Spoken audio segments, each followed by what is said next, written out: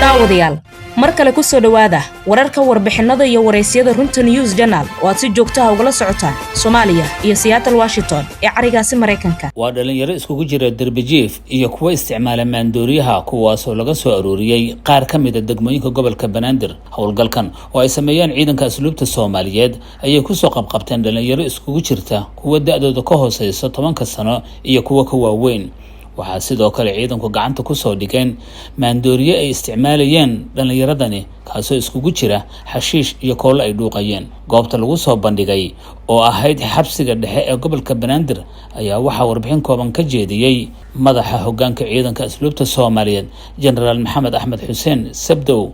oo sheegay in dhalinyaradani la soo qabtay loo sameyn doono dhaqan celin iyo waliba goobo ay wax ku bartaan. waxaan howlgal oo ciidanka asluubta Soomaaliyeed ku qaaday magaalada Xamar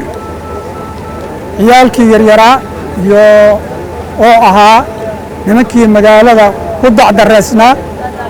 oo draagiska iyo wax walbaba iyo dafidda wax walba ku dhaqmayay ciidanka asluubta Soomaaliyeed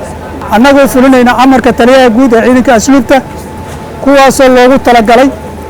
in dib loo xanaaneeyo say u helaan xanaano jireed mid cunno mid caafimaad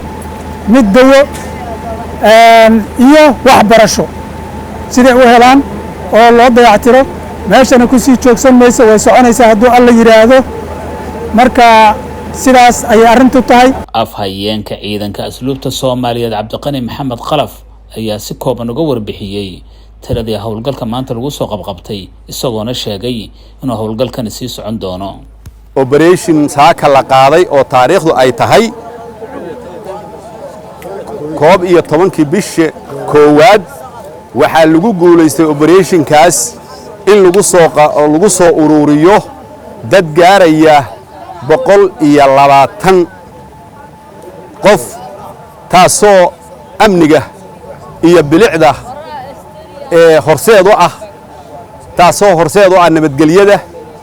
taasoo horseed u ah ummadda isheeda ay arkayso wax wanaagsan. taliska ciidanka asluubta oo kaashanaya maamulka gobolka iyo booliiska waxay maanta ku guuleysteen inay soo qabtaan dadka inta tirada leeg.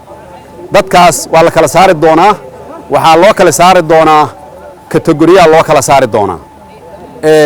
waa qaar waxa la geynayaa hadii alla in meelaha loogu talagalay meel walba qolo kasta meesha leedahay la geynayaa